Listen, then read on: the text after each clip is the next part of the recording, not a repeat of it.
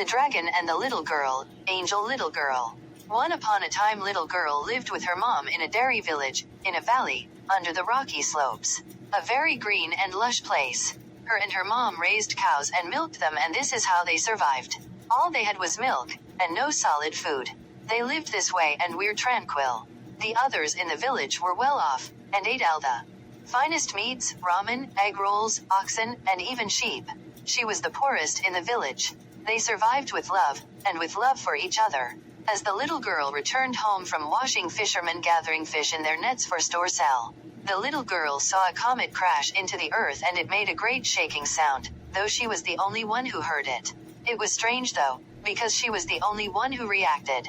And so she followed its location and grew accustomed to the villagers' strange and mysterious personalities, that were crowded by intoxication and self-indulgence. From the lowest worker to the highest official, even her mom did this. Though the little girl was far too young to do as, and still innocent in heart, growing from poor in a rural state, unlike the other children, she used her imagination and dreams to enlarge her life. So the little girl finally reached the comet's crashing spot, a little far out of her village, and it crashed right above a cave. A cave that had a dark entrance. A sign next to it read, "Proceed with caution, many have gone missing here," though the girl couldn't read. She couldn't afford to go to school. So she continued. She walked past spider webs and skewering creatures, badgers and scorpions, snakes and lizards, and finally arrived to the cave's end, which had a few fold coins. She thought it was great and a sign of good luck and fortune, though this part of the cave grew mysteriously dark as night came, and the light from the sun faded, far past her curfew. So she tried finding an exit, but continued getting lost. She was lost, and screamed for help, but no one was there. So she eventually fell asleep, and while she was sleeping she was whooshed away, and started to panic. She felt great claws, and scalish hands on her. And she tried with all her might to move but couldn't do so. She looked up and saw fire coming in and out of something but couldn't come out what it was.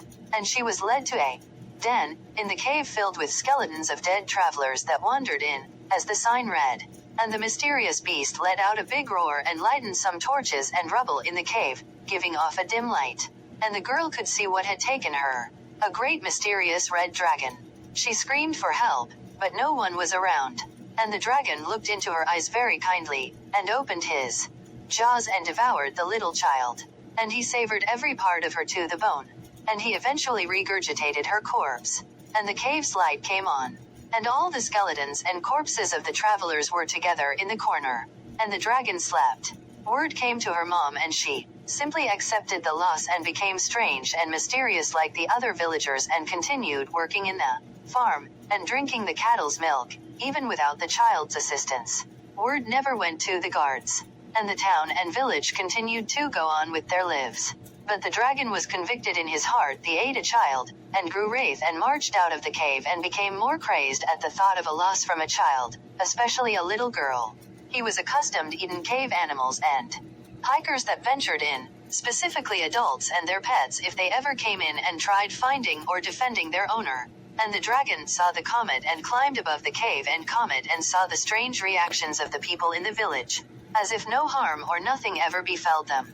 And he flew into the sky and gave a big roar and flew away, and left the cave and the village and the villagers for certain. And no one ever heard of the dragon again. All that was left was the sign outside the cave. And the little girl was never spoken of again. The village continued to live and thrive, and that was the end of the tale of the little girl and the dragon. The little girl is the angel, the dragon is the world, the villagers are the survivors, and the dragon is Biden, the one that takes her life and eats her whole. The world would be the dragon after it leaves, including the survivors, and the dragon eating the little girl would be Biden and the foes who orchestrated said events. The turn in her life and what made it strange was the comet, which would be her acceptance of things and her being poor playing a part in her adventure's nature and overactive imagination. And the inability to read, which would be a warning to her from joining the dead in the cave, which would be those other humans with the same fate, which she meets eventually.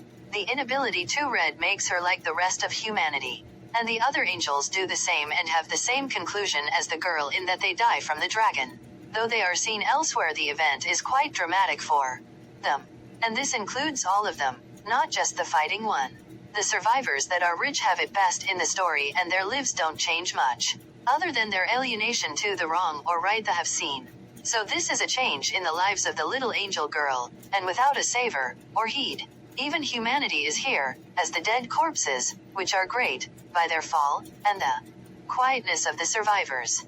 Many characters are to play as the red dragon, but no savor is found despite the great loss, in the real life story. The end.